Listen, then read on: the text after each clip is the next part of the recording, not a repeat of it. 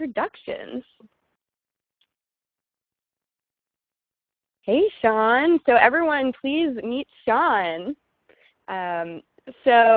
Really excited to be working with him tonight. And just another question for the chat. For how many of you is this your first FindSpark event, or are you a returner? So put returner or newbie in the chat. If this is your first time, you can put first time or newbie. If you're a returner, you can put returner. We're always just curious to get a sense of if you're new, if this is your first time, or if you're a returner. So yeah, just share that in the chat. It's always fun to get to know who are the new folks, who are the returners. Very, very great to see a good mix of both. There's always a great mix. So we're so glad that you're here. You definitely chose the right thing to be doing on a Thursday night at 8 p.m. So a little bit about FindSpark. So we are dedicated to setting up you, our young professionals, for career success. And we have hosted over 250 career programs. We have over 26,000 amazing members, including all of you.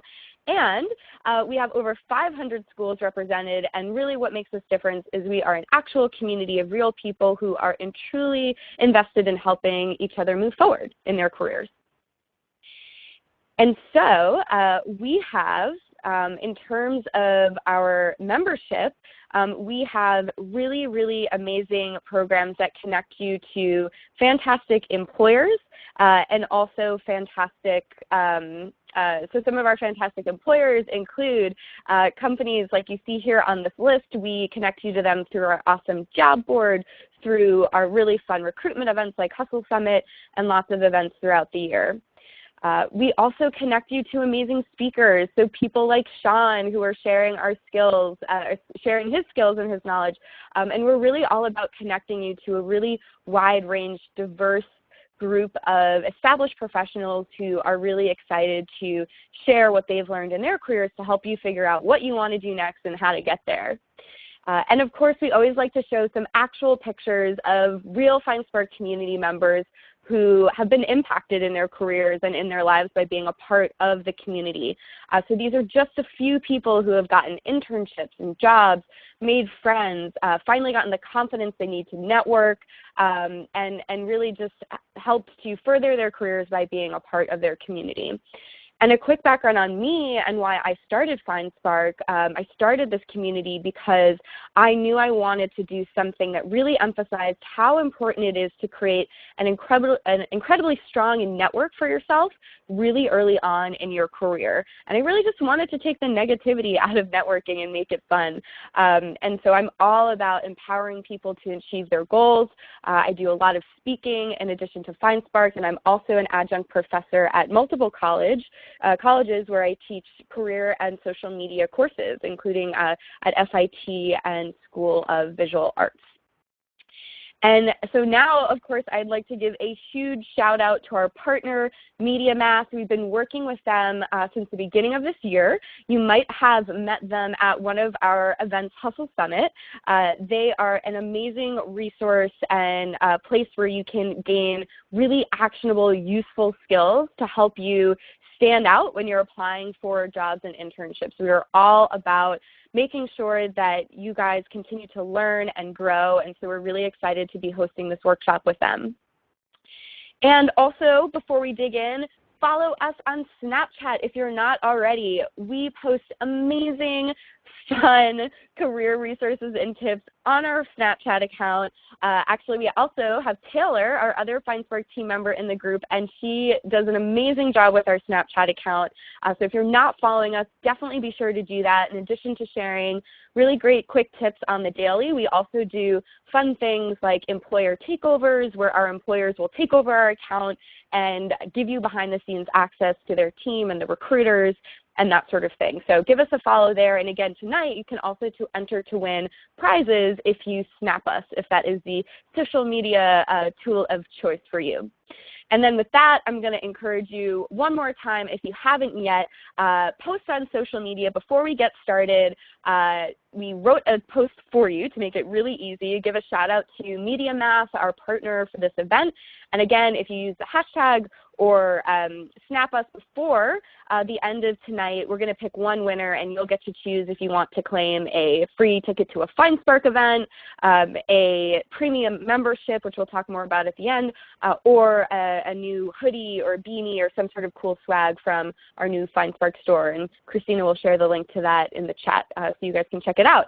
And with that, before I hand it over to Sean, I want to encourage you guys to, now that you've tweeted and posted and shared that you're here, close out any other windows that you have on your computer, turn your phone over, close your bedroom door, turn off the TV, any sort of distractions like that. Focus in, turn them off so you're not, so you can really pay attention and focus tonight. You're already here, so you might as well get 100% out of it. So again, really excited for you to be here. And with that, I'm going to turn it over to Sean, who's going to lead our event tonight. So take it away, Sean. All right, thanks so much, Emily. Thank you to Taylor and Christina as well, everyone over at the FindSpark team. I'm really excited to be a part of this event here tonight, really eager to help you all gain some knowledge in terms of what I do and what we do in the industry I work in, which is something called programmatic marketing, which we'll touch on today. We'll be basically covering an introduction to digital marketing as a whole, and then narrowing in on programmatic, what that is, why it's evolving, why it might be something you may be interested in. So what we're going to do is kind of break this session up into two parts. The first part will cover the digital marketing piece of what I was just talking about a moment ago. We'll look at the evolution of digital. We will cover the basics of ad delivery and tracking online. So if you're interested in online advertising, we'll definitely talk about some of the mechanics of how that works. We'll look at the role of data and its impact in the digital marketing world. And we'll also look at how brands and advertisers connect with their audiences, who they're trying to connect with, how they use digital to do this. So this will be the focus for the first half, I would say, of today's session. As we go through the material, absolutely make use of that Q&A box.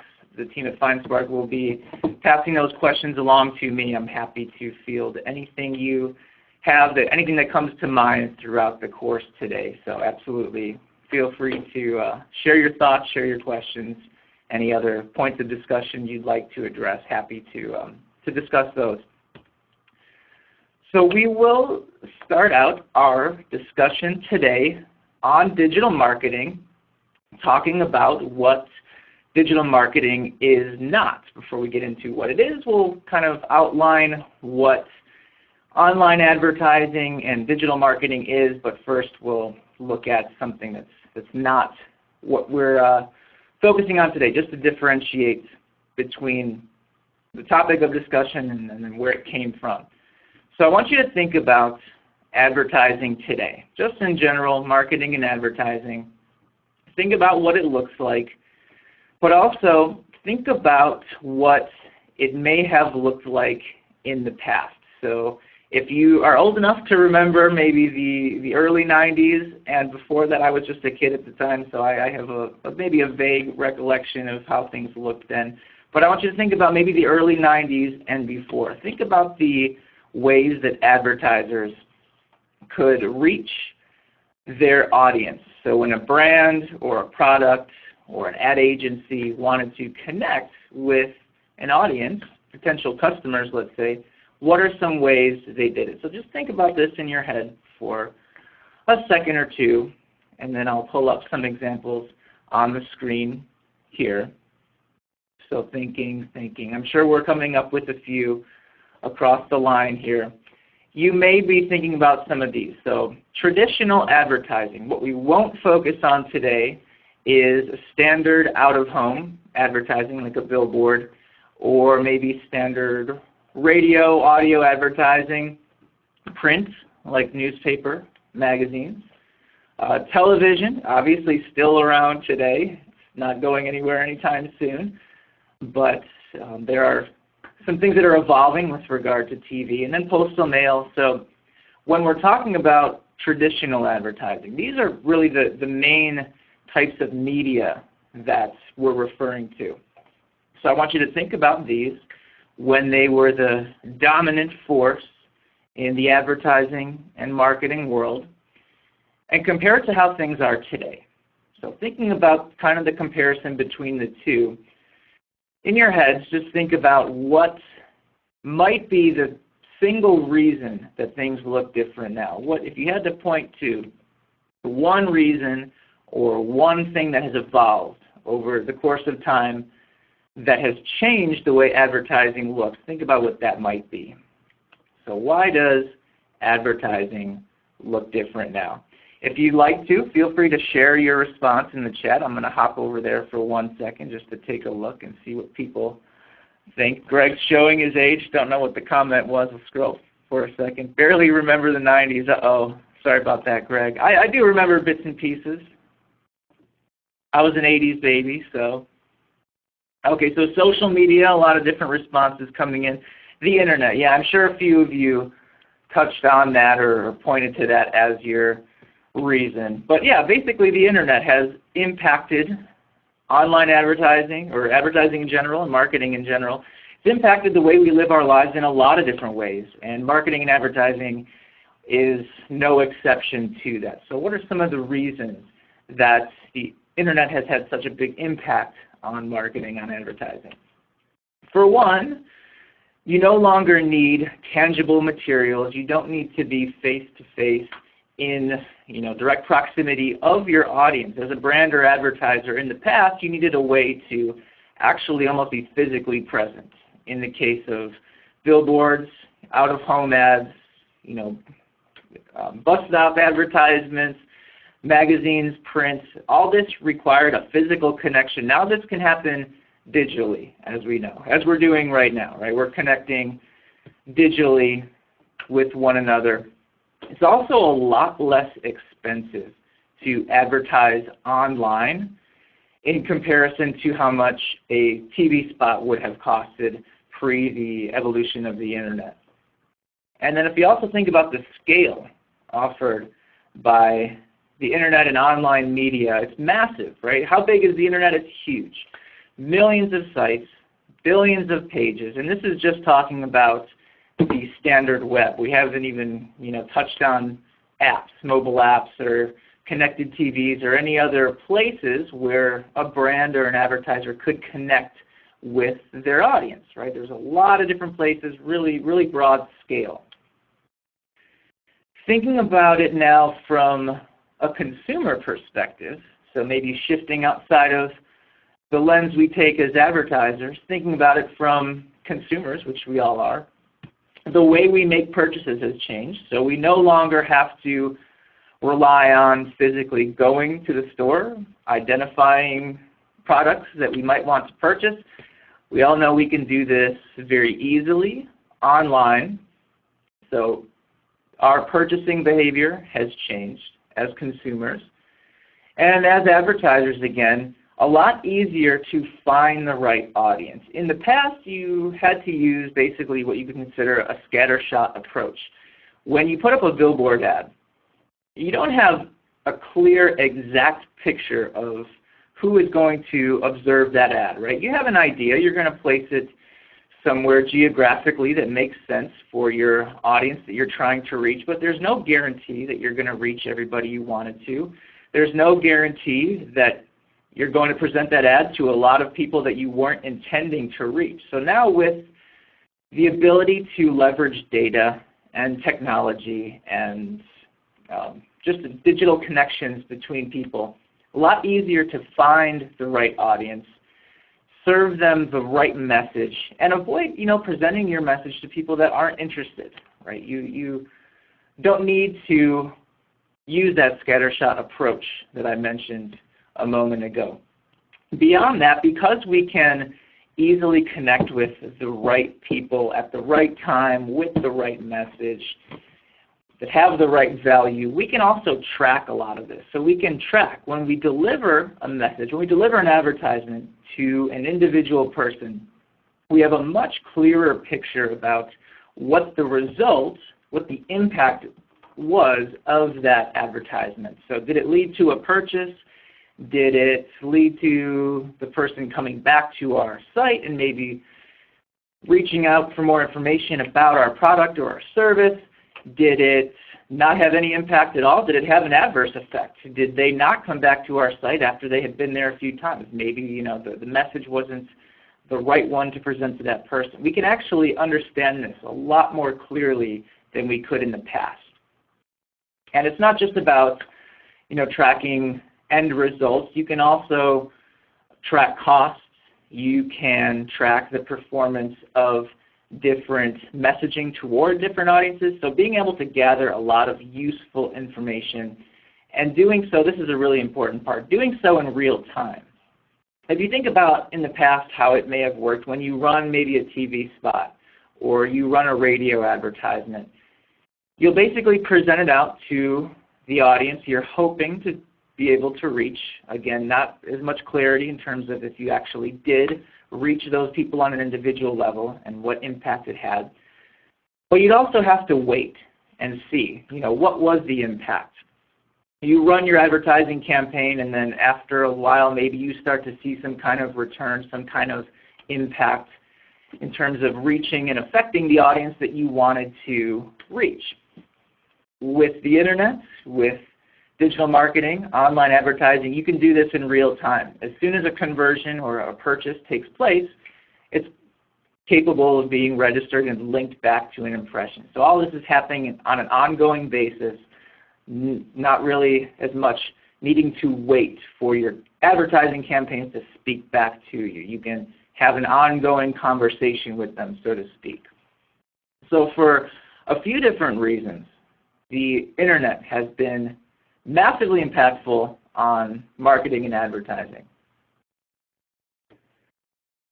Another way that it has had an impact is how we understand something called the consumer journey. So thinking about how consumers, how customers, potential customers, how ourselves, how we make decisions as customers, there's a few steps that kind of take place. One is for us to become aware of a product or service. So we first need to know that it exists in order to become involved with it. Maybe we do a little bit of research to better understand what this product is, what it might offer for me. Beyond that, there will be some kind of consideration that takes place. Well, maybe making a decision about, is this something I need in my life? What benefit does it offer to me? And then based on how that consideration stage goes, would lead to some following events. Might be a purchase, might not be a purchase. Maybe we decide that this product isn't for us. In the past, prior to the modern digital marketing world, it was basically these 4 steps that took place, and that was what we were able to understand based on how engaged our customer base was. However, with the evolution of the internet, it doesn't end at this point. So thinking in your heads now, once you become aware of a product, you research it a little bit, you consider whether or not you want to make a purchase. Maybe you do decide to make the purchase. There's a few steps that happen after that point. One of them would be you're going to use that product or service. So you will consume it in some way, and based on how that goes, what's going to happen is you'll build a relationship with it. Hopefully, if we're the ones offering that product to our customer base, that relationship is a positive one for our audience.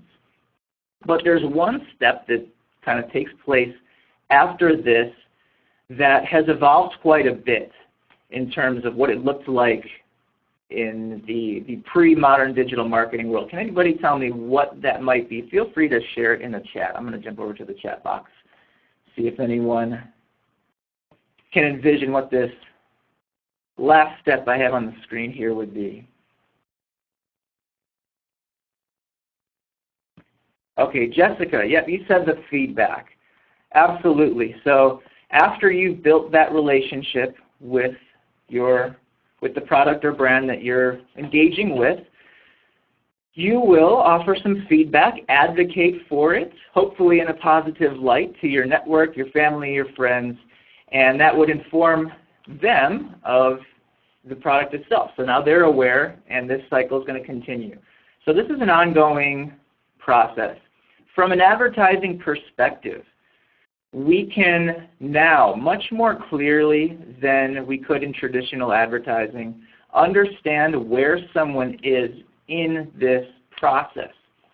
That's really valuable information to have, because when you consider the various types of messages you could present to someone, you're going to have a very different message for someone who engaged with your brand, maybe didn't have the best experience with that specific product, and then went and tweeted about it and shared that experience with their network.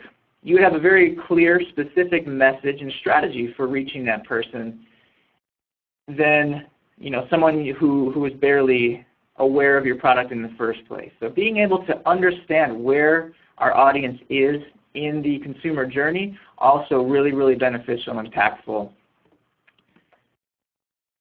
So we'll walk through now really quickly. Not going to spend too much time going over dates and events.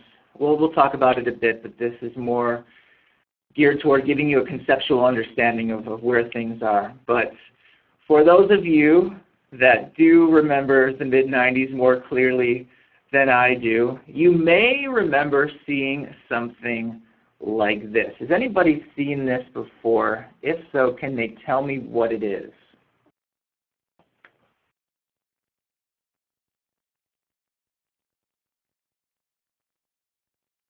Okay, Paige says a banner ad. Yes, it is a banner ad.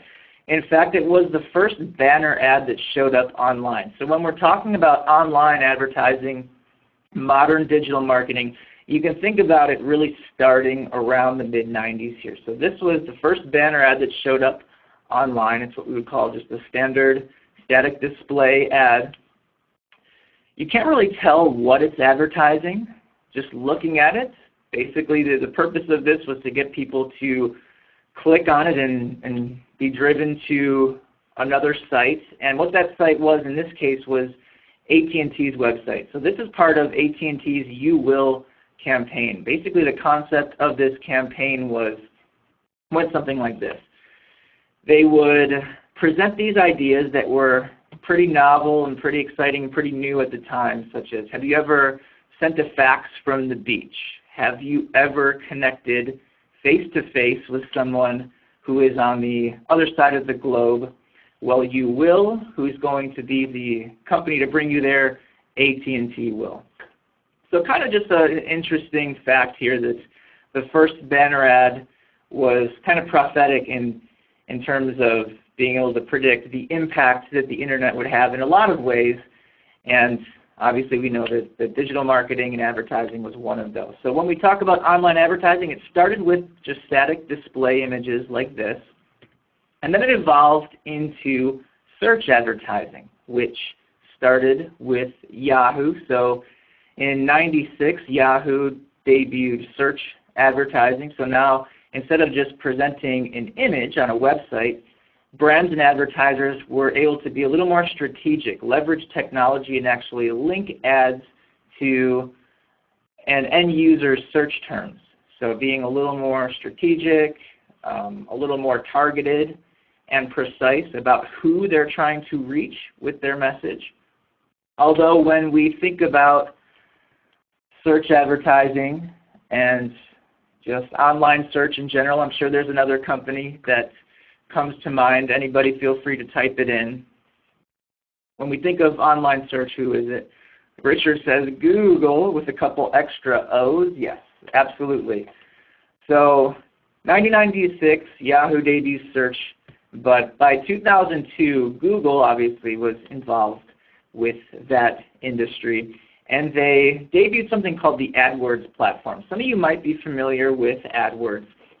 What this did is made online advertising more accessible to a wider audience. Prior to this, advertising online, especially through search, was kind of reserved to bigger brands and agencies that had broader budgets, but Google AdWords made it more accessible. It was simply just a platform where anybody with the know-how could log in and set up a search campaign to reach their audience. So now it's making online advertising accessible to a wider range of potential brands and advertisers, bringing it more in-house, you could say more accessible to any typical average advertiser, aside from those with really large budgets.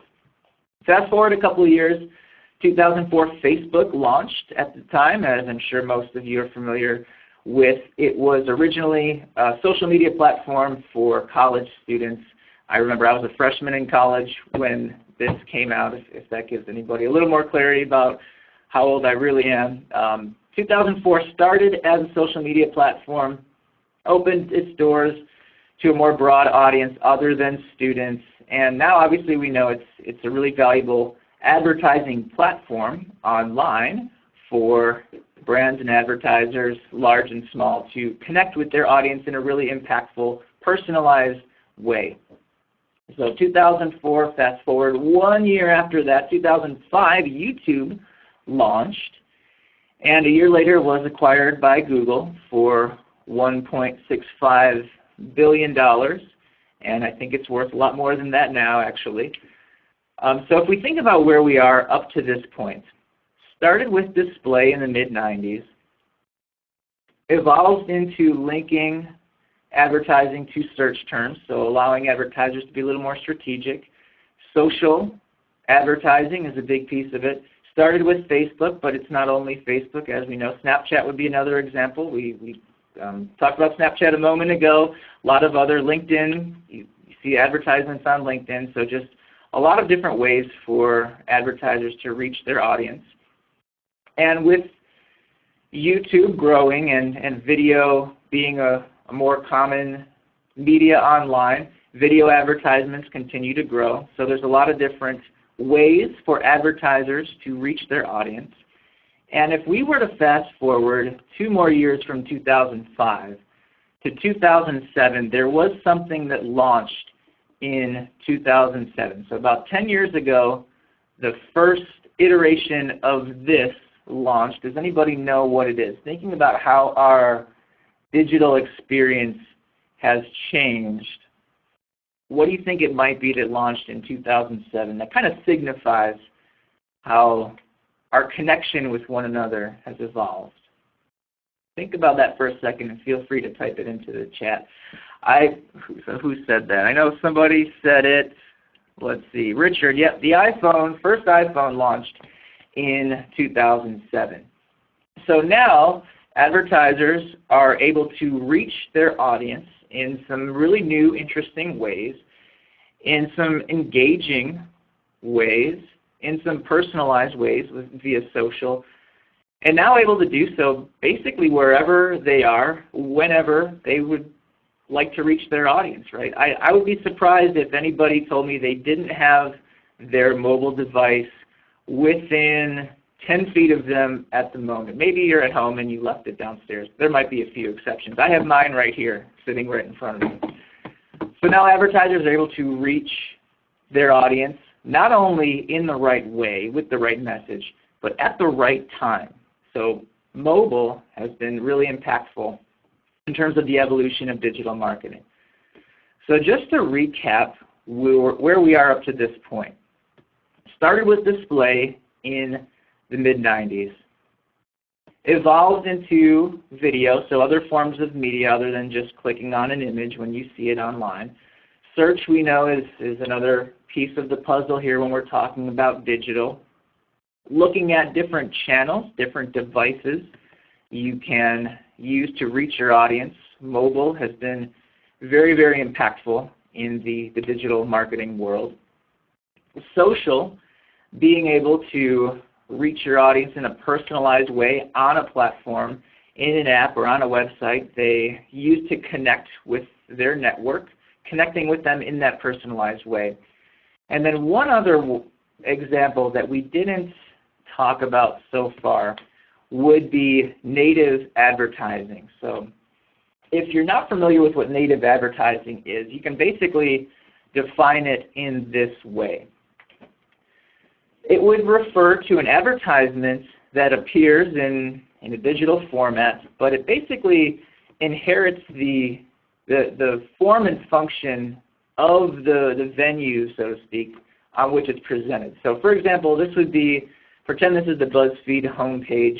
You see different links to different articles on their site. One of them is a promoted article by MathCube, our fictional advertiser we're using for today's session. If you click on that button for the Are You Evolved by MathCube article, you'll see an article that appears to be an editorial piece that you would expect to see on BuzzFeed, but it's promoted, right? It's written and delivered by MathCube, probably about their product and some of the benefits, maybe tying into some current event that's going on, but being able to present a message about your product in a more natural, organic way that someone would expect to see on that website, for example. So question for everyone, just to tie this all together and keep you all thinking. I want you to pretend you are on your mobile device. Maybe you're on your iPhone if you have one, your Android, whatever you're using. You are in a social media app, so maybe you're on Facebook, and you see a video advertisement. The question for you is, where would you put this? What bucket would you place this into? You're on your iPhone, on Facebook, you see a video advertisement. Where would you put this?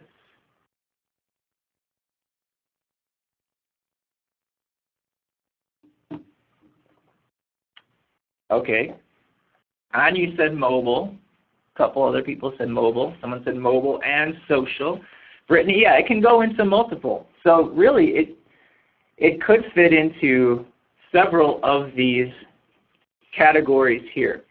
If you think about how advertising looked in the past, so thinking back to our traditional advertising model when we had billboards and we had radio and we had print and TV and postal mail, in the past those channels, those types of media were separate from one another. So advertisers had separate budgets, they had separate strategies, separate approaches.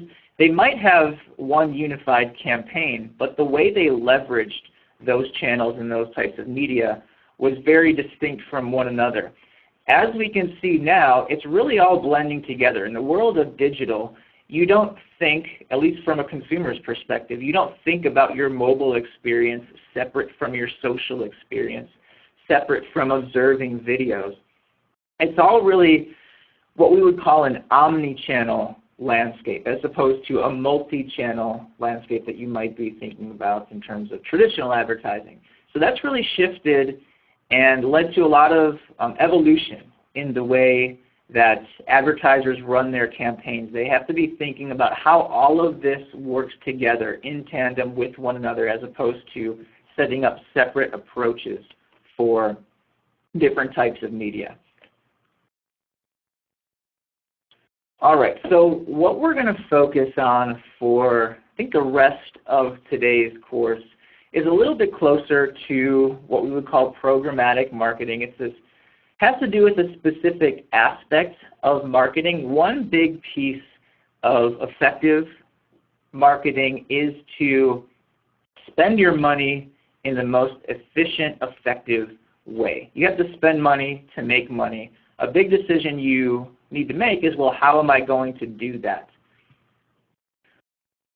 One way that you can spend money as a marketer is by purchasing places to reach your audience. So for example, if MathCube wanted to reach people who visit NewYorkTimes.com, NewYorkTimes.com can sell the space on their site, make it available to advertisers who can purchase it. And what we most often refer to this advertising space as would be something called inventory. So if you do pursue a career in digital marketing or in marketing in general, and someone refers to a publisher's inventory, they're referring to the advertising opportunities they have on their site or in their app, on their channel, for example. And for the most part, when a publisher like New York Times is selling their inventory to a potential advertiser, like MapCube we'll go with, it's not going to be for free. So there's obviously a price associated with it, as is true with most things, thinking back to your Econ 101 courses. As the demand for a certain inventory outweighs the supply of it, you'll see the price increase. More advertisers trying to buy that advertising space, you'll see the price go up. However, as the demand is outweighed by the supply, you will start to see the price go down. So less advertisers trying to buy it, publishers trying to sell what they have, and the prices will decrease. So kind of a general picture of how that works. Now, when advertisements or advertising space is being bought and sold, what we refer to in terms of those individual advertisements would be something called impressions.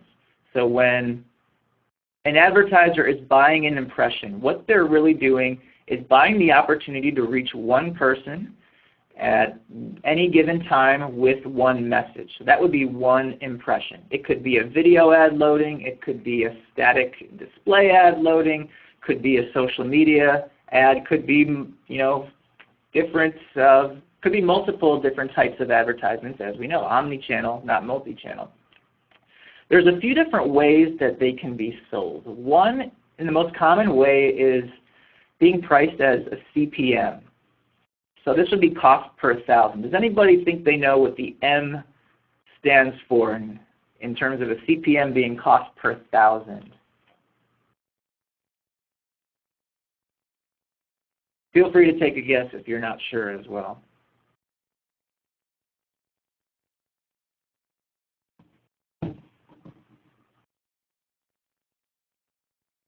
Richard, that's a good guess, media.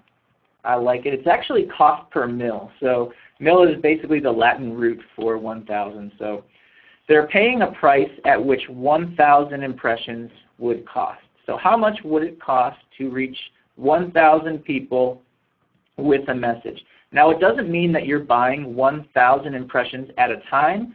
They just tend to be priced at the rate at which you would expect to pay for 1,000 of them.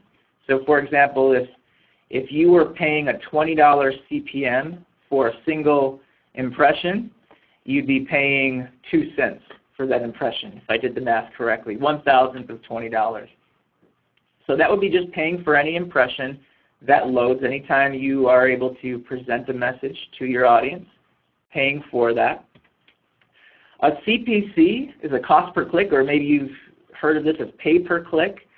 This would be the advertiser, the buyer, is only paying for impressions that were clicked on by the person they presented that impression to. This is most often associated with search advertising, mainly because it goes kind of hand in hand with search. Think about yourselves when you open up Google and you type in a search term, you're expecting your next move to be that you're going to click on something. So it kind of goes hand in hand.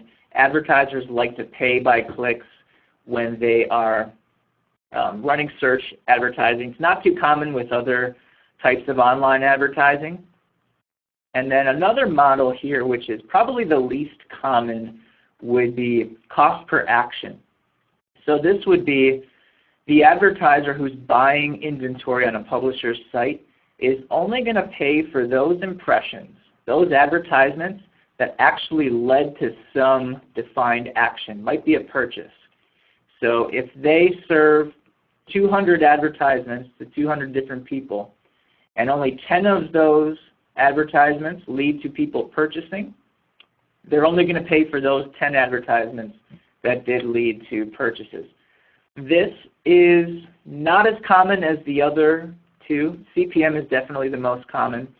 CPA is something that's used but not too often, because it's a really risky gamble for a publisher. So if the New York Times is selling their inventory and only getting paid for the impressions that loaded on their site that led to conversions, they run the risk of not seeing a lot of purchases happen, which can be due to a variety of different things, and they won't receive any return for that. So publishers really don't like to sell their inventory on a CPA model. CPM is probably the most fair in terms of publishers seeing some return and advertisers being able to reach their audience. Probably the most level in terms of a level playing field between buyer and seller. So this is just a few different ways that ads can be sold online, or inventory can be sold online. Another question you might be asking yourselves is, well, how does it actually get delivered? When an advertiser buys an impression or a piece of inventory from a publisher, how does that ad actually get shown? And the answer to that is really, really quickly. So there's a lot that happens in a really, really short amount of time. I'll give you the high-level overview of how this works. Generally, what happens is something called an ad server is delivering advertisements online. So when you visit a website and you see different ads show up, or when you're on Facebook and you see different ads show up, or if you are listening to Spotify and you hear different advertisements play, what's generally happening is there's a server online somewhere that's sending that advertisement. What typically happens is the advertiser, so MathCube, will have an image, let's say. Maybe it could be a video, but we'll go with an image. They have an image they want to present to their audience. What they're going to do is send it to their ad server, who they're working with. The ad server is going to host that advertisement on their own servers on their network, meaning they're giving it a place to live online. What they're going to do is build something called an ad tag, or a creative tag. This is going to be a piece of code. It's going to be a couple lines of code that are responsible for sending that advertisement wherever it needs to go online. So MathCube now has a place for their ad to live. They have a chunk of code that is used to deliver the advertisement. And then I'm skipping a few steps here, but the important thing to know is that that ad tag, the creative tag, the code, actually ends up on a publisher's site. And it can end up on a variety of different publishers. So maybe the MathCube wants to advertise on New York Times. They want to find people interested in reading the news. They want to find people who are interested in puzzles. Maybe they have a specific puzzle site that they send this tag to as well. Maybe for whatever reason they want to reach sports enthusiasts and they choose to send this tag to ESPN.com so they can serve their ads there. That's why the ad server exists, to be able to send the ad across a variety of different places online using this piece of code. So an example of what this code might look like would be something you're seeing on the right-hand side of the screen. This would be, there's a few different things going on here. We're not going to really break down or analyze what this code is doing, but it is doing quite a few things. It's, first of all, delivering the advertisement that needs to show up. It's tracking whether or not someone clicked on it. It's going to prevent this image from getting cached in somebody's browser. So it does quite a few different things based on what you see in the code. But what I think is the takeaway here is just what happens in terms of the tag being embedded onto the New York Times site. And it's not obviously going across their whole site so that anybody who visits their site will see the ad. It's only going to be in that real-time moment. And all of this that happens, the ad tag being delivered to the publisher's site ingesting it, loading it on their site. There's actually 3 or 4 steps that typically happen in between there. All of this happens in about 200 milliseconds. So in a very, very small fraction of a second, all of this is taking place. And when you, let's say you visit NewYorkTimes.com and you see advertisements on that site, chances are they're not coming from just one ad server. You'll probably see content and advertisements delivered from a variety of different places online. So all of this is happening, again, in a really quick, short amount of time. So when you're browsing the web, a lot of us don't realize how many different partners and how many different factors go into delivering a web page. It comes from all over, which I find really interesting. Any questions? I'll pause for questions if there are any at the moment. And I'll jump over into the chat. I know that some of you probably have been using the Q&A, which we'll definitely jump back to later. Okay, Greg says, does it look for my information to deliver the right ad to me? Or is it the same for everyone? For the most part, it's going to, if it's done right, it's going to present you an ad that's relevant to you. And now I want to make a distinction here. When we talk about gathering information, they're not going to know who you are as a person. So when MediaMath is leveraging data, it's all anonymized. So when our clients are using us to deliver the right message, Greg, let's say you're a soccer fan. I don't know if you are, maybe you are, but maybe Nike wants to advertise to soccer enthusiasts about some new soccer shorts. They're going to try to present that ad to people that are interested in it and avoid presenting the ad to those that are not. So at some point there is some information that's leveraged, but it's anonymized. So it's going to be just looking at a number, a random code, a random ID to understand what that person's interests are. But yes, in theory, for the most part, it does use some kind of personalized messaging, at least if it's done right, because I think most of us, and I'll include myself as an example, I like my web experience to be tailored toward my interests. What I don't like to see are advertisements all over a page that have nothing to do with me, that aren't relevant to my interests. So being able to understand what I am engaged in and interested in, I think is a good thing. So just recapping what we've gone over so far. We know generally how inventory is bought and sold. We know how ads are delivered. Another crucial element of this is being able to gather information about what works and what doesn't. And one way we do that is through something called tracking pixels. These are similar to a creative tag in that they are a small piece of code that gets embedded onto a page, but they're not there to deliver advertisements. They're there basically to gather information. So basically, an example would be if somebody visits a specific page. Maybe they visit MathCube's shopping cart page. They add a few MathCubes to their cart, but they don't complete their purchase. To MathCube as an advertiser, that's a really, really valuable person to be able to connect with later on and present them the right message. So having a pixel on their own site would allow them to understand, well, this anonymous person has visited our page, they're interested in these products, they were just here 15 minutes ago, they didn't complete their purchase, and they bounced to a new page. Being able to leverage that information and reach them at the right time with the right message is really impactful, and tracking pixels is a really effective way to do that. So for retargeting, or remarketing is what we would call reaching people who have already engaged with our product in some way.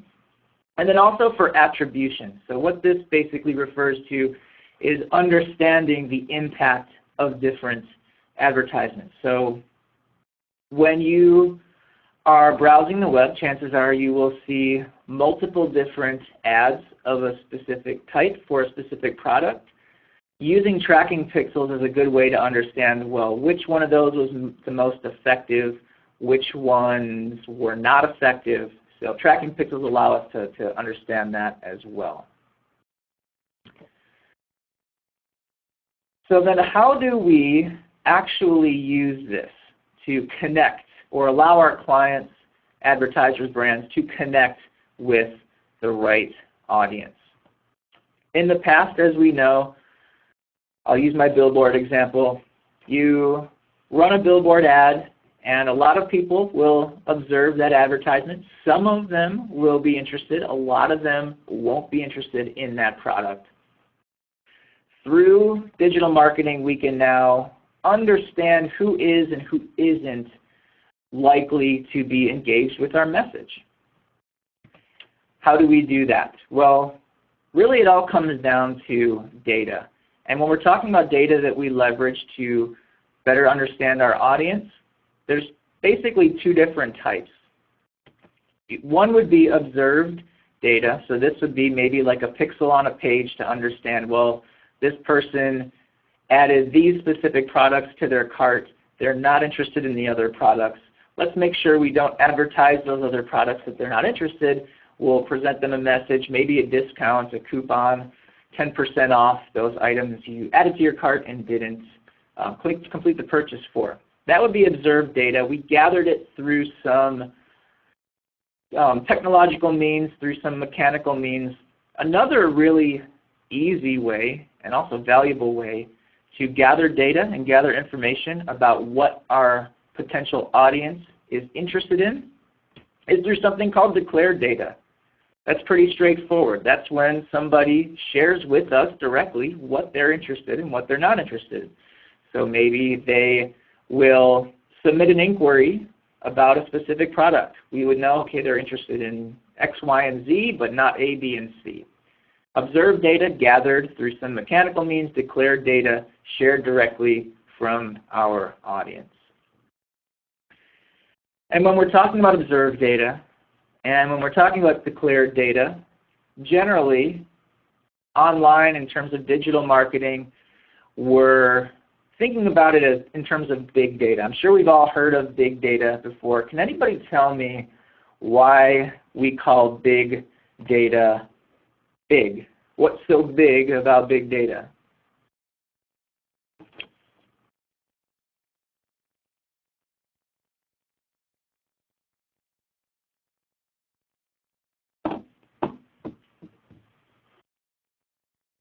Okay, yep, just so much of it. It's everything.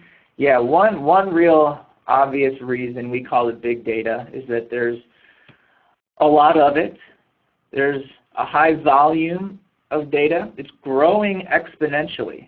So the velocity at which the data is growing is big in itself. And the last piece of this, these are 3 V's. Maybe you've heard this before. This is definitely not a Media Math coined concept here. Would be variety. The last piece of the puzzle here is variety. So big data doesn't come in one consistent, pretty shape and size. It comes in a lot of different forms. So being able to understand it and analyze and gain insights from data that is varied in nature, that grows exponentially and is in such great volume, really presents a challenge to marketers and advertisers, but also immense opportunity. So big data is really a hot topic in a lot of different fields and industries, and digital marketing is definitely one of them. So I would say it's both a challenge and an opportunity. The opportunity is the fact that you are able to understand and connect with your audience in such impactful ways. The challenge is actually being able to do it in some way that you can utilize. So we will walk through really quickly here, and then I think we'll take a break shortly, short 2-minute break just to give you all a breather. We'll walk through 3 different classifications of data. One would be first-party data. This is coming straight from the source. This is either observed data or can be declared data. Obviously, someone shares with us, maybe when they make a purchase, they share their email address, phone number, information about them so that when they log in somewhere online, we can connect the dots. Now again, typically this is, at least in MediaMath's case, we're always anonymizing data. We have pretty strict privacy policies in place to protect our clients' customers' privacy. So again, we don't even touch anything that will actually share somebody's name or phone number. It's all anonymized and digitized. So this can be gathered in store or can be gathered online. And like I mentioned a moment ago, first-party data is really useful for something called retargeting. So if we can understand what products somebody is interested in, or maybe we understand what age range they're in, maybe we know that they are in a certain age range where they might be expecting their first child, we could introduce them to our new product, BabyCube, geared towards new parents and young toddlers. We can present them advertisements on other sites such as readthenews.com, being able to leverage the understanding we have about our own audience and reach them with a more impactful message. And first-party data is really valuable for a few reasons. One is that it's reliable. It's coming straight from our audience. We don't have to worry about how it was collected, how accurate it was. It's not, coming through a second or third or fourth party. We know it's reliable. It's also relevant. So people that have already engaged with our product or brand are likely to do so already, relevant to our interests as marketers and advertisers. It's also free. Usually it's free, or it's inexpensive to gather. So we don't have to pay another source for their data and for their understanding of a different audience. It's our audience. We didn't have to pay to gather this. So that would be first-party data, valuable for a few reasons. Second-party data is basically someone else's first-party data. So we can think about this in terms of this example. The New York Times has information about people that subscribe to their publication, let's say. MathCube might want to reach a certain subsect of that audience on different websites. So maybe they want to be able to present ads to the New York Times crossword puzzle enthusiasts. New York Times can share their data with MathCube, usually for a price. And MathCube can then reach those audiences across the web. Doesn't even have to be on New York Times website, can be on other sites as well. If they know there's a relevant audience within the New York Times existing database, they can reach them across the web. So this can be one example of second-party data. Another would be two different brands or two different advertisers that each have their own first-party audience, and they have mutual interest between them. So maybe MathCube and GameGeeks have similar customer bases, and they want to share their customer base with one another so that they can reach a broader audience. MathCube doesn't have to rely solely on advertising to people that have already engaged with their brand. They can reach GameGeeks' audience as well. GameGeeks can do the same thing, vice versa. So this would be second-party data. Again, this is sometimes referred to as audience extension. And third-party data is generally just collected in a variety of different ways from a variety of different sources by a data provider, a third-party data provider. And what they do is build out different audiences. So they might collect information from a variety of different places to build really large sports enthusiast audiences, or maybe people who are potentially interested in buying a car, or maybe recent graduates. And they're going to allow advertisers to reach a much, much broader audience than they could through their own first-party audiences or maybe through their shared network.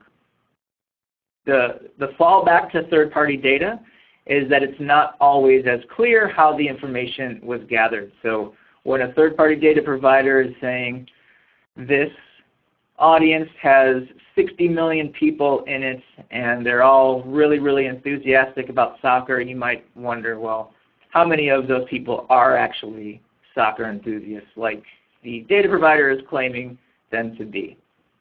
The benefit, though, is the scale. Be able to reach a broad range of people.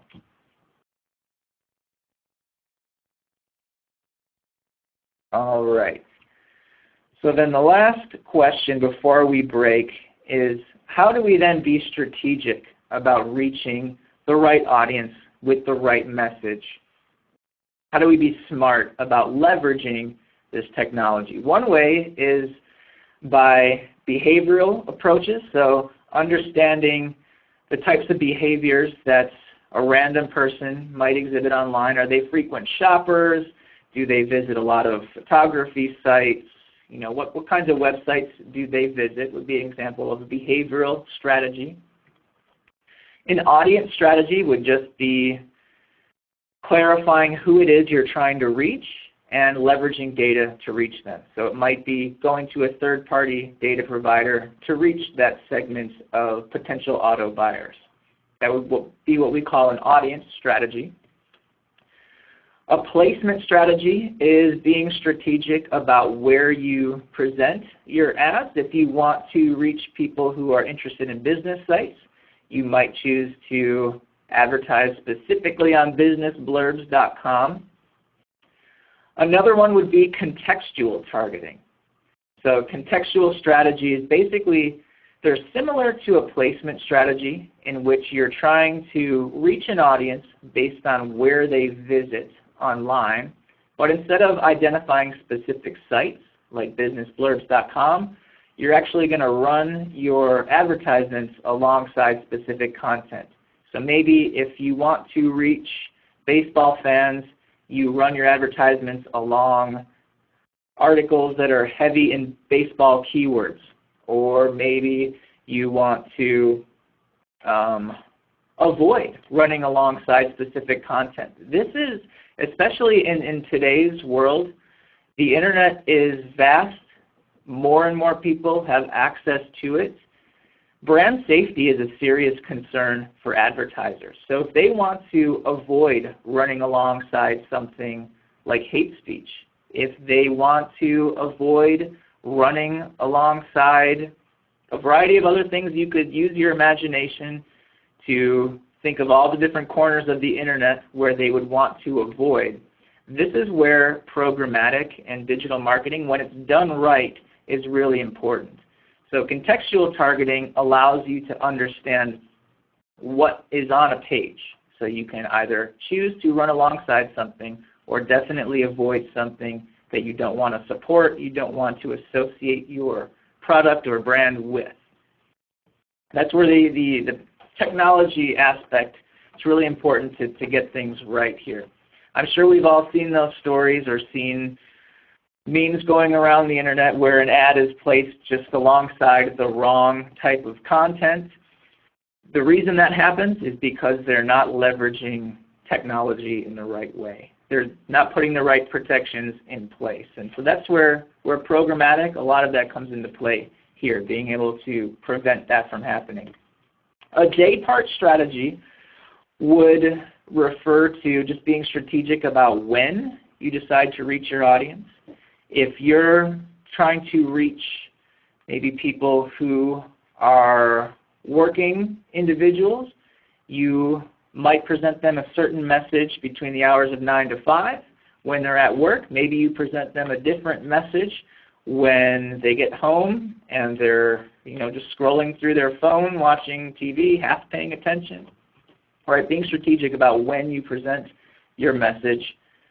A technology strategy leverages data about specific technology. So maybe you want to reach people with a specific message on their mobile and a different message on their laptop.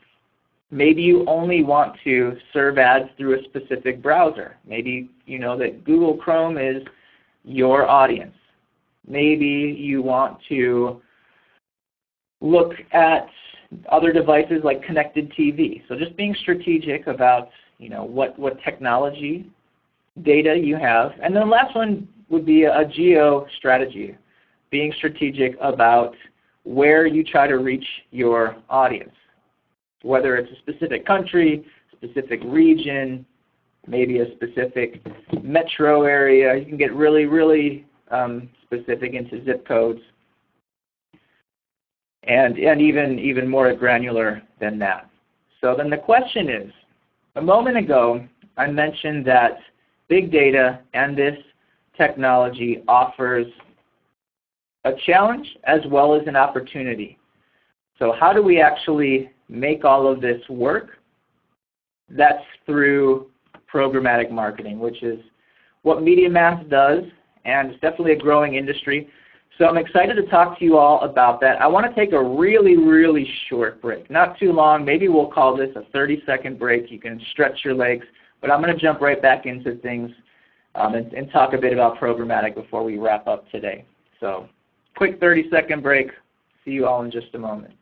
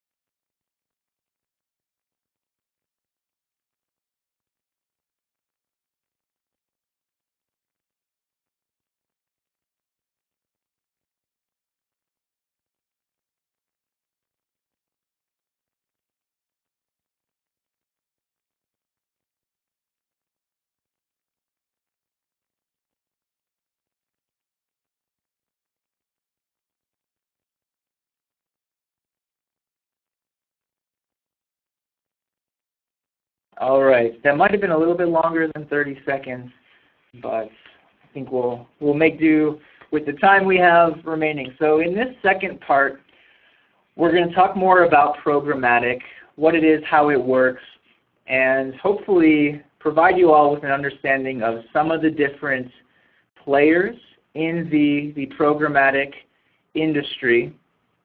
So just to start things off, I'll pose the question, what is programmatic? And I would imagine most of you probably have no idea because it's a pretty new thing, a pretty new field in the digital marketing world.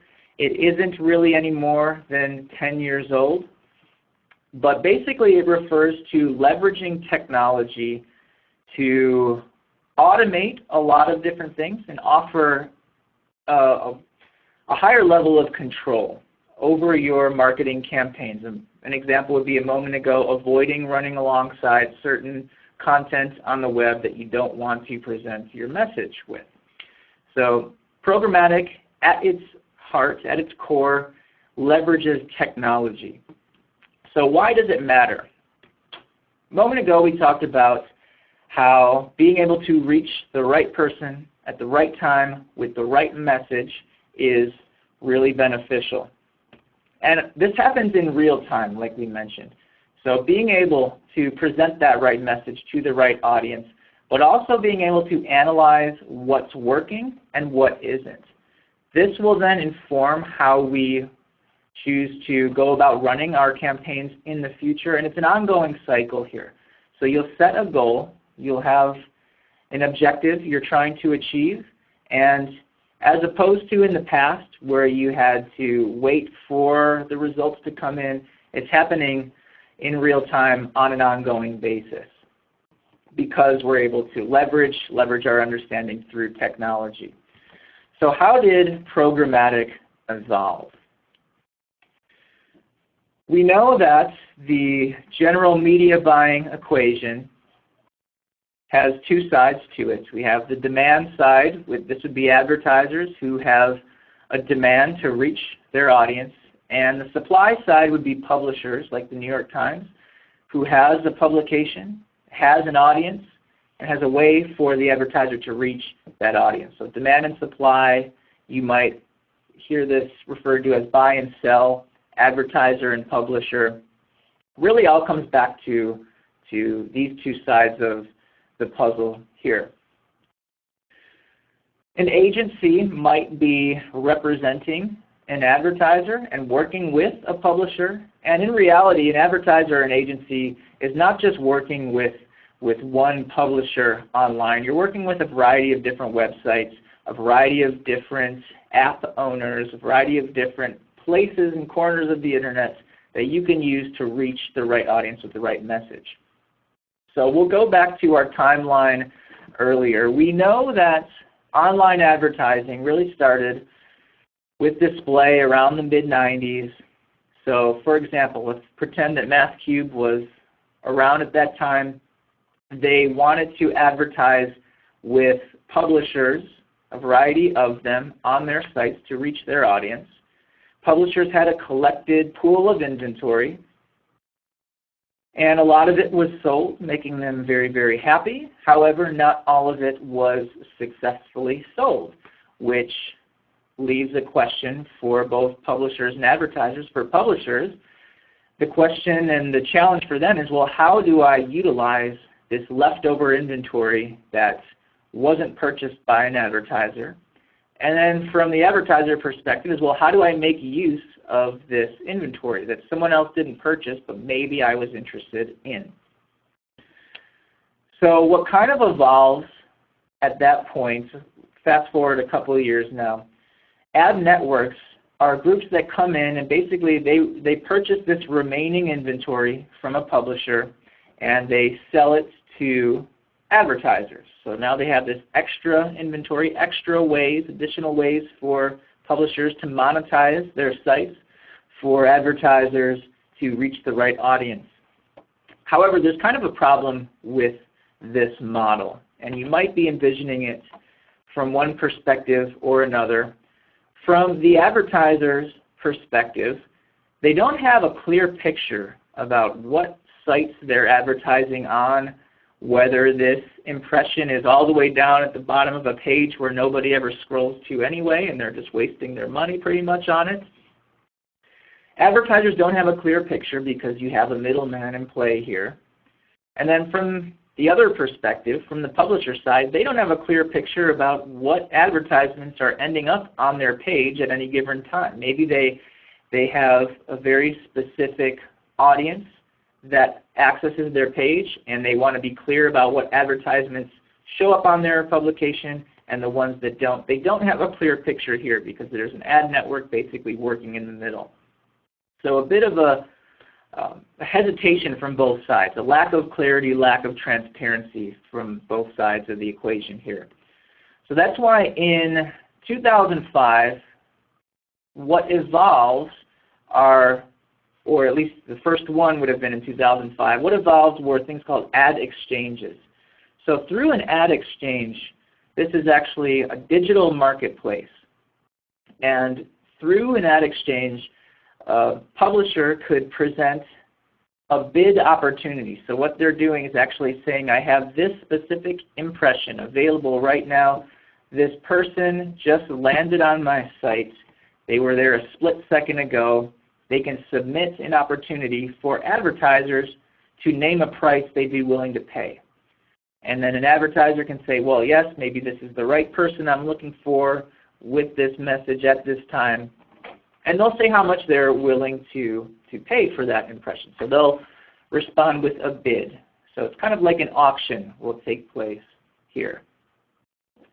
Now this brings back some transparency that was not existent prior to it. With ad networks kind of living in the middle here, we know that there was a lack of transparency. Advertisers and publishers can now be more directly connected with one another. So ad exchanges, because of the benefit offered to both sides, grow in number ad networks are starting to be outnumbered in terms of number and prevalence by ad exchanges. This presents another challenge to advertisers and publishers. Can anybody envision what the challenge might be here? We have a growing landscape of ad exchanges, so all these different marketplaces where publishers can sell their media and advertisers can go and buy it. Ad exchanges are growing in number. What might be the challenge from both sides in this model here around 2007?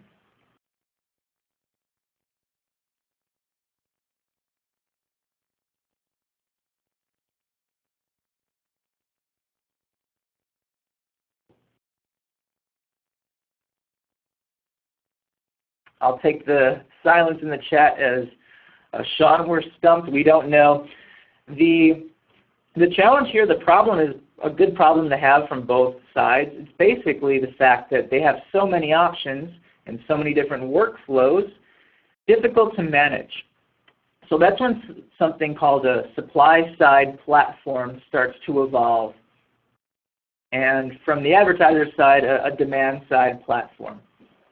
So these are two different types of technology that can plug into all these different marketplaces so that publishers don't have to plug into ad exchange A, B, C, D, all the way through Z individually, have a separate workflow for each. An SSP, supply-side platform, allows them to access all these different places where they could sell their media in one location.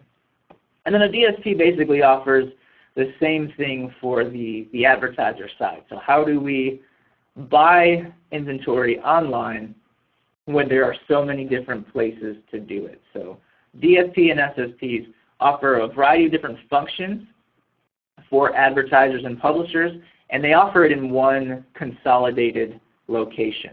And so that's what MediaMath actually offers. There's a few different, or actually a variety of different players in the programmatic space where MediaMath falls, and I'm just focusing on us because it's what I know the most about.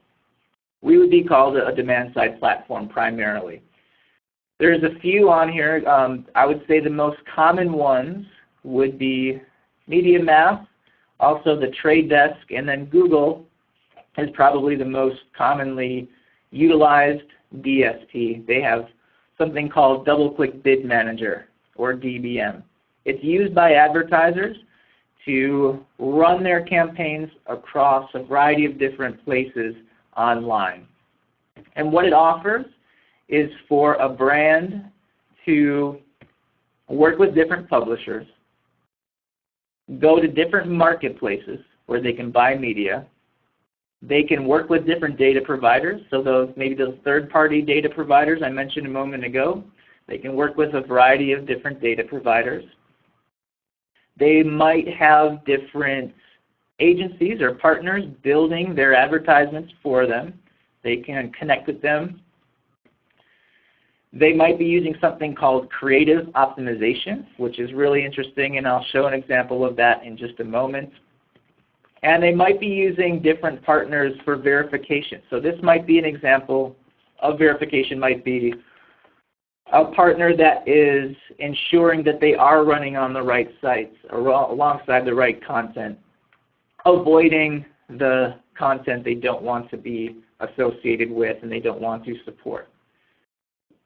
Thinking about doing all of this manually is pretty headache-inducing. There's a lot that goes into this. So that's really what some of these platforms offer, what MediaMath platform, our competitors do. We offer this consolidated tech where someone can plug into and reach and perform a variety of different functions in one place.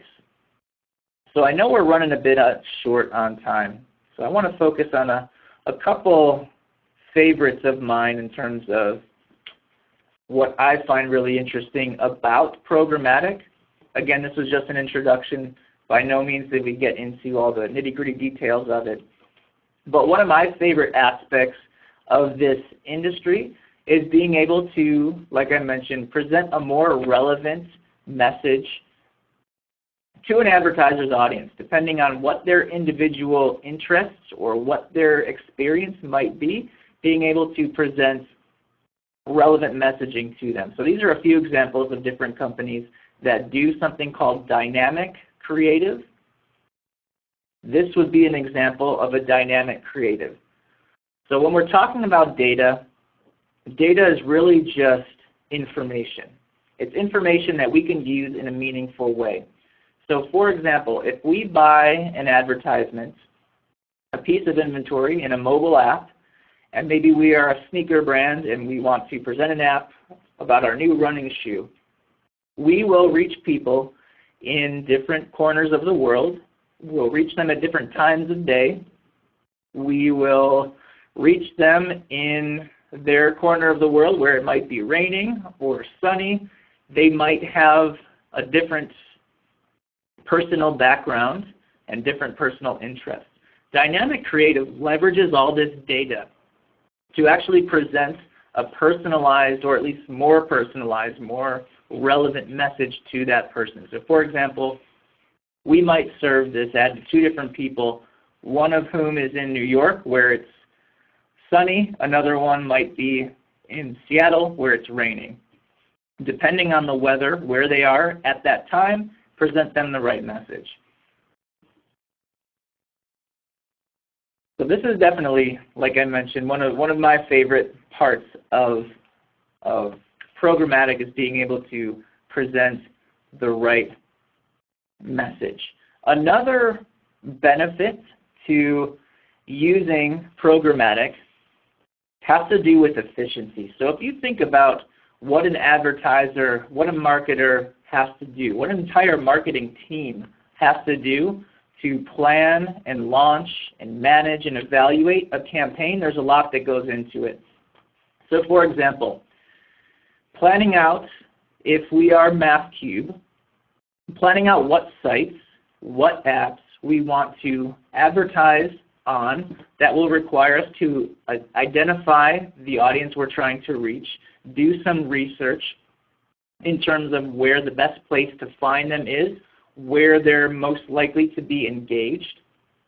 A lot of planning goes into this. We actually have to buy this media, so we have to work with all these different apps. We have to work with all these different publications to actually purchase. We have to negotiate prices. We have to determine value for different impressions. We actually have to traffic or deliver the advertisements, which, as we know, there's quite a few steps that go into this, whether it's hosting it on an ad server, delivering it through a DSP, bidding on it in an exchange, delivering it to a publisher's SSP, a lot of different pieces that go into this. Another really important part of this is analysis. So being able to analyze what's working and what isn't.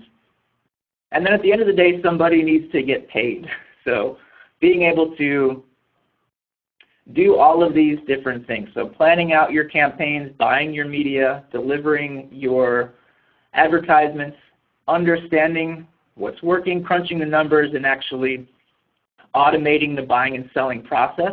If you think about how much work this would be without technology to do it for you, it would pretty much be impossible. So I think the two aspects of programmatic that I really find exciting are the personalization piece, being able to reach your audience with the right message, and also the control and capabilities that it offers because of the automated piece and the power of technology.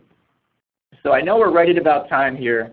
I'm going to go ahead and wrap up with just some closing thoughts here. One is to, if you're interested in a marketing or advertising career and you are interested in the digital space specifically, remember to think omni-channel. We don't anymore, at least in digital, live in a multi-channel advertising world. It's all one integrated, unified experience. So we want to reflect that in terms of how we present the best experience to our customer base. It's all about presenting the right message at the right time to the right individual and understanding the value of an impression.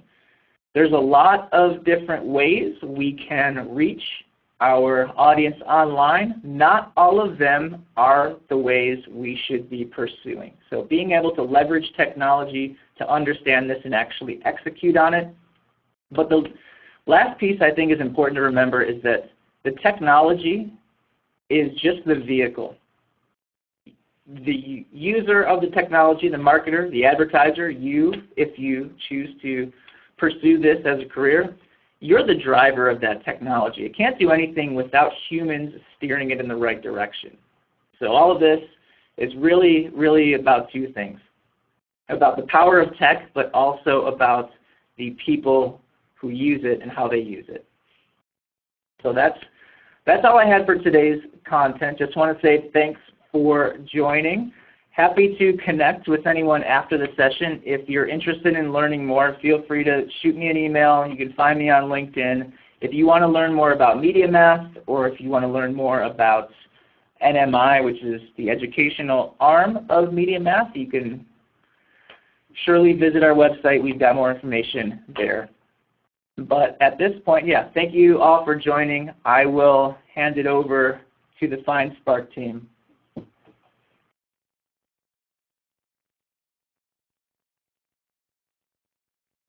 All right. Hey, everyone. So let's give some huge digital snaps to Sean for leading a great presentation. I know I learned a ton. He was fantastic. So kudos to Sean for being with us here tonight, and definitely recommend you guys all connect with him on LinkedIn. And hot new LinkedIn tip, if you haven't noticed, they've changed the user experience a lot on LinkedIn. And so when you go to connect with Sean, make sure that you hit add a note when you go to connect with him and say, hey, Sean, it was so great to meet you at the FindSpark virtual workshop. Thanks so much for presenting.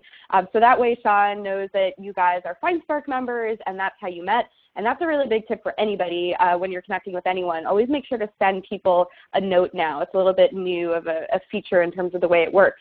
So just a few closing things. So if you enjoyed this workshop, if you enjoyed this event, one thing that I ask is for you to follow FindSpark on some social media channel that you are not yet following us on. So we are on Facebook, we are on Instagram, Snapchat, LinkedIn, Twitter, and we all have the same username. It's always FindSpark. So definitely follow us somewhere where you're not already.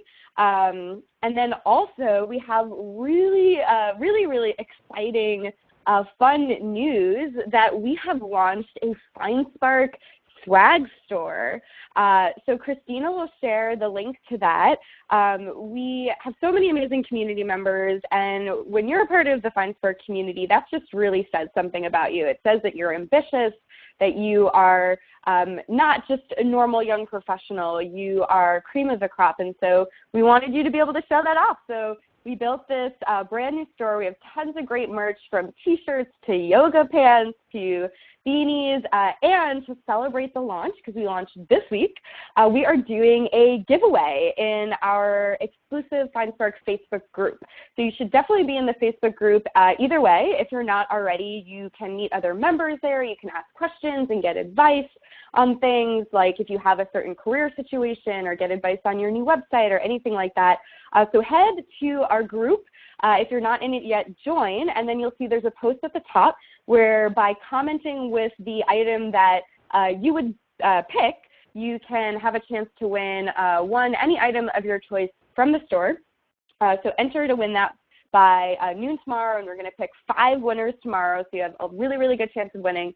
And again, if you haven't already, make sure to share on Twitter or Instagram using hashtag FindSpark or Snapchat, because now that we have this awesome store, whenever we do one of these workshops or at one of our in-person events, one of the prize options will always be some sort of FindSpark swag that you can get right from the store. And with that, also, if you enjoyed the event, I encourage you to check out FindSpark Premium membership. And so, for instance, one of the perks of being a premium member is that you will get recordings of all of our virtual events. So we will send out a follow-up workbook from New Marketing Institute from this, but if you're a premium member, you will also get access to the recordings. So if you're not able to attend these in real time, you can attend them on your own time. You also get 50% off of all of our events, so our in-person events and events like Hustle Summit and a lot more. So definitely check that out. And in terms of our events, we have tons of great stuff coming up. Next week, we have a Ladies in Leadership event, which I'm personally super excited about. Not that I'm not excited about all of our events. But we have a really, really great panel from super experienced communications professionals to one of our longtime members, former campus ambassador, Nancy Nystrom, who's just starting off her career but has also already established herself as a leader. So we believe that everybody has the opportunity to be a leader, and so this event will go into how you can do that no matter where you are in your career. We have a bunch of other great virtual events coming up. Also FindSpark Next, which is a professional development program specifically for experienced young pros. So lots of great stuff to check out. So you will definitely stay updated. You're on our list now. You're a member. So definitely stay involved.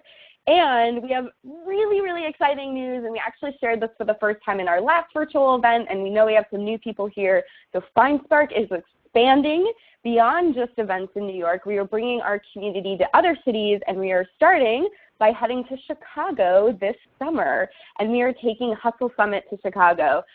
So we're really, really excited to bring FindSpark to even more people to be able to experience our events and community and our network in other places. And so if you know anyone in Chicago, definitely spread the word.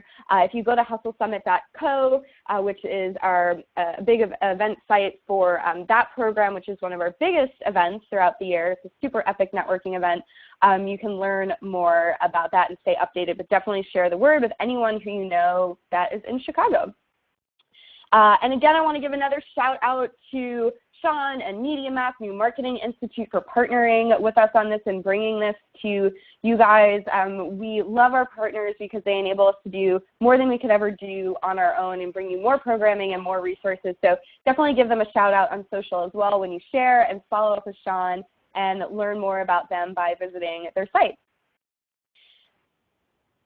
And so again, if you haven't yet, remember by 10 o'clock, which we have about 20 minutes left, you can have a chance to win your choice of prize, whether it is a ticket to an event like Hustle Summit, free premium membership, or free swag item. And again, you also have a chance to win some swag in our Facebook group as well. So lots of opportunities to win stuff tonight by getting active on social. And again, sharing that you're here, that you're a part of the FindSpark community is such an amazing way to separate you from other folks who are just, you know, Netflixing and chilling right now. So you should be proud of the fact that you're here, that you're involved in this community, and show it off. And with that, I also just want to close by encouraging you to keep growing, keep learning, stay curious. By being a part of the FindSpark community, you'll have tons of opportunities to grow and learn and connect with people, learn from people, learn new skills, gain more confidence, practice your networking skills, practice public speaking skills. There's so many things you can do through being involved in the community. So we are really, really thrilled that you are here with us tonight. We're going to be sending out a survey afterwards. We would love to hear your thoughts about what you thought about the event. It's always great to get your feedback, and we take it really, really seriously because we built this community for you. And so we want to continue to make sure that we're creating really valuable resources and opportunities for you. So we'll leave this chat open so you can go through the chat and add each other on LinkedIn and that sort of thing, connect with each other after the event as well. And we definitely look forward to having you continue to be a part of the community by staying updated on our website, bookmark it, join our Facebook group, and we cannot wait to see you at a future event. So thank you to Sean once again and MediaMath, and thank you to all of you for being here. We hope that you have a fantastic night. Thanks so much, everyone.